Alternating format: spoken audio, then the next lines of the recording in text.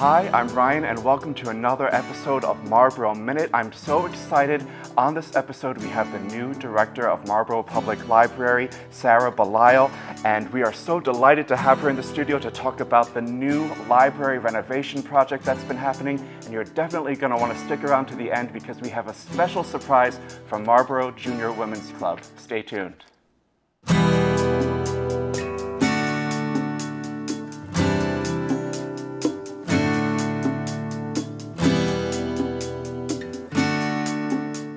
I'd like to welcome to the studio today, we have Sara Belisle. Welcome. Hello. This is your Thanks first time here at the studio? Yeah, it's really cool. Thank you, thank you. And you're about to enter into a brand new building that's going to be really cool too, the new library. But before we get into all of that fun stuff, I want to rewind because the whole city of Marlborough wants to know a little bit more about Sara Belisle. So tell me about you. Where are you from? Yeah, so I live in Marlboro now. I moved here in 2019, but I actually moved out here from San Diego, California. I'm from a little small mountain town out there, and I moved out to the Boston area about just a little over 10 years ago to pursue my master's degree in library science at Simmons. And I lived in Cambridge and Waltham, and then my husband and I, when we were house shopping, discovered Marlboro and decided this was the town that we wanted to buy our house in.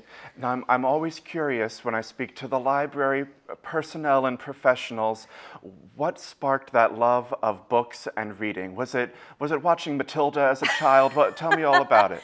No, it was my mom. She was the one that really, she read to me every night. I am of the perfect generation to have grown up with Harry Potter, and that was my book series throughout my youth. So something interesting about libraries is you don't really need to love books to work in libraries. I fit that trend because I do love books and I love reading. But really what makes a good librarian is to like people and to really enjoy working and helping people. And that's what really kind of brings you to the top of the list of public librarians. It's a different kind of social work. It is, sort of. We are definitely not social workers, but it is, you really just want to help people, and that's why I decided to go into librarianship and why I chose public libraries. And libraries are so much more than just books, clearly, which people, some people might think of that old-fashioned model where it was just books. But now there's so many more offerings that a library can offer. Can you roll off a few of the ones that Marlborough has? Yeah, so we're in our temporary space, so our services are a little limited, but I know beforehand we were doing exam proctoring. We offer home delivery for folks so that if they can't make it to the library, we'll bring library materials to them. We really, all we're about is just equal access. And so we are the place where if you don't have internet, which there are still people in our community that don't, and they can come to the library and get free access to Wi-Fi and computers, cheap printing. The new library is going to have a bunch of new technology that they'll have access to, and just to kind of level the playing field for like the entire community. Now, did you always dream about being a librarian? What was your path to being a librarian? Yeah, no, definitely did not always dream of being a librarian. I actually wanted to be an orthodontist, so I took a weird turn.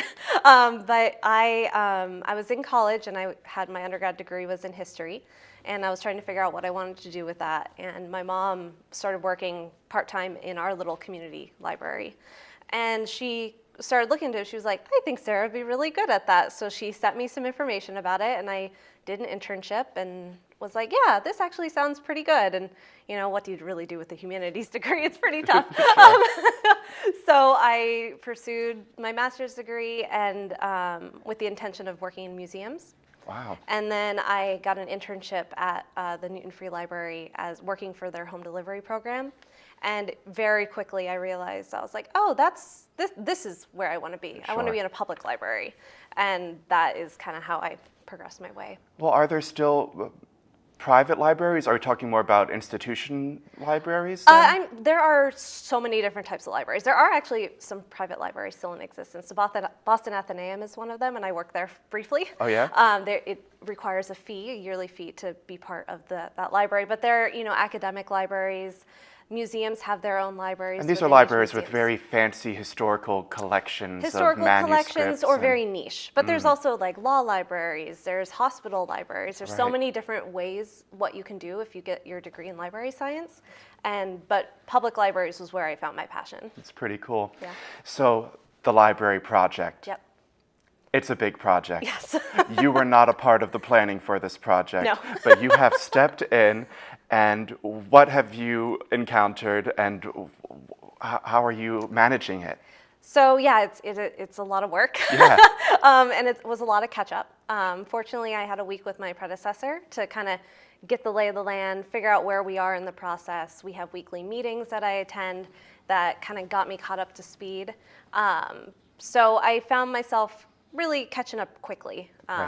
I like this type of work. I like looking at architectural plans, so it was fun to kind of see the designs, and I got to come in and make some of the fun decisions, like all the furniture choices, some of the color of the paint on the walls. So I got the fun stuff. Margaret got to deal with the boring stuff.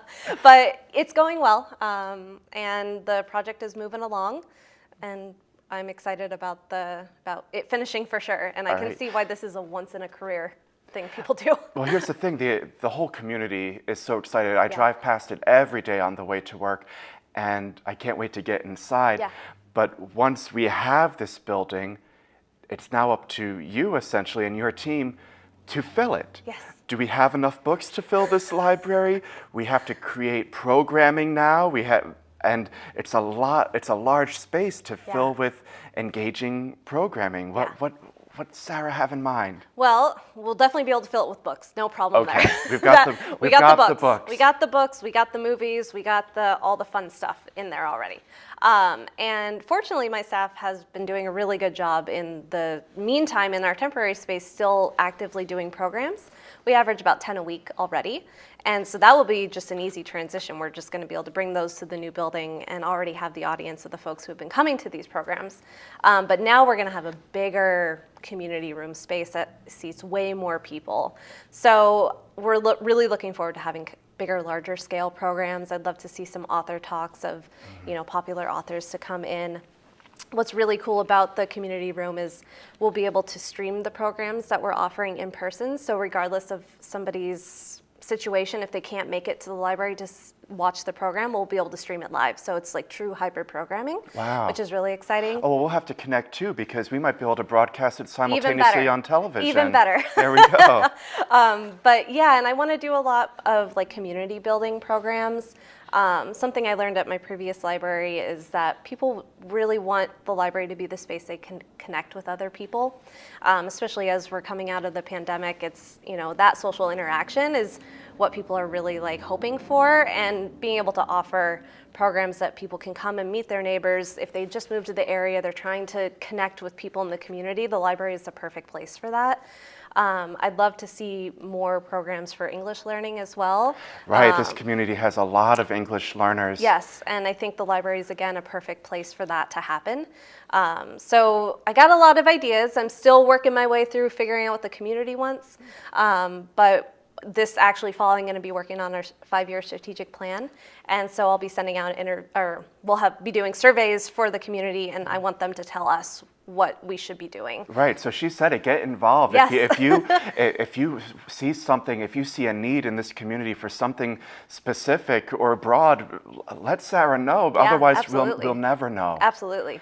It could be, maybe you're going to get some really new technology in as well, and makerspaces, I sort of heard. Yeah, so we don't have in the new building an actual like a traditional makerspace, but all of our rooms will be able to kind of function as one if we want them to. Pretty cool. So that's going to be really fun. I recently connected with someone from Marlboro Makers, and we're talking about bringing them into the library and bringing art into the community in a more kind of functional way in that direction, hosting classes and all that good stuff. So there's lots of opportunities in this new building for us to mix it up, and every room is going to be outfitted with this like crazy IT equipment, so we're going to be able to do a lot in it. That's incredible. Yeah.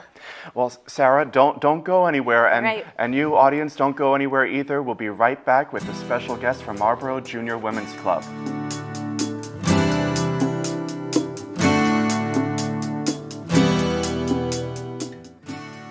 And we're back, and this time around we are joined with Justine Craven-Getz. Justine is the current president of the Marlboro Junior Women's Club.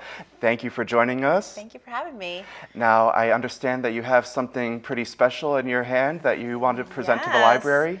So we are very excited to sponsor one of the PASS programs. So we'd like to present you with a check to go ahead and purchase some Old Sturbridge Village passes. Did you know that you could take those out and rent those at the library? I did not know that they had Old Sturbridge Village, but the we library will now. they They do will now. That's so exciting.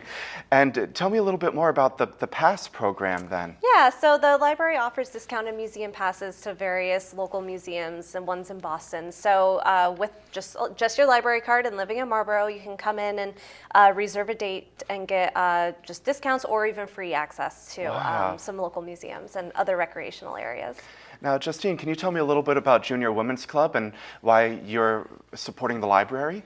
So Junior Women's Club has been around here in Marlboro for close to 60 years as part of the statewide organization and national organization for over 100 years.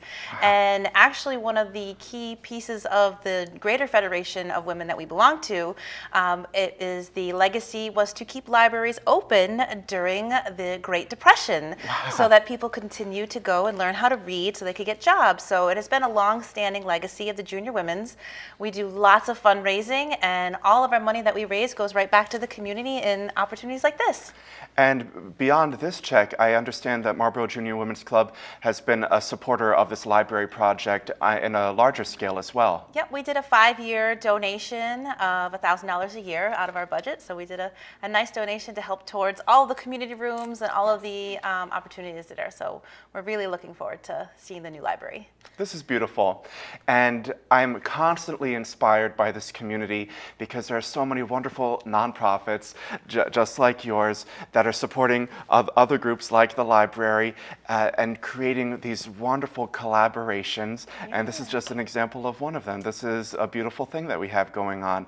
But I'm sure the library is always looking for donations. Am I right, Sarah? Oh, sure. I mean, the foundation is my fundraising arm. And so if you would like to support the new building, please reach out to the foundation because we would love the support and anything helps. Wonderful. Well, that brings us to the end of another episode of Marlboro Minute on WMCT-TV. I'm Ryan Maliar. Take care.